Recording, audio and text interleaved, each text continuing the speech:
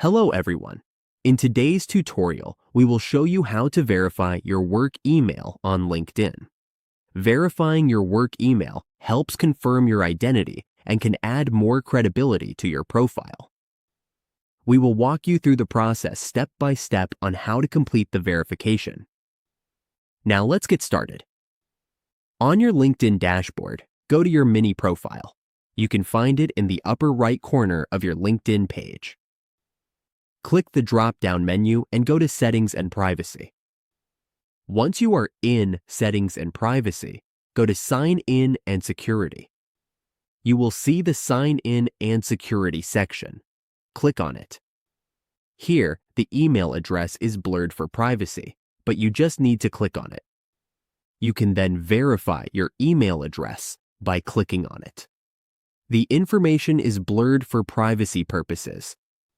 Just click on it. You will be asked to enter a verification code that will be sent to your email. We will now go to our email to get that code. Let's wait for the verification email to arrive. Here is our verification code. We will copy it now.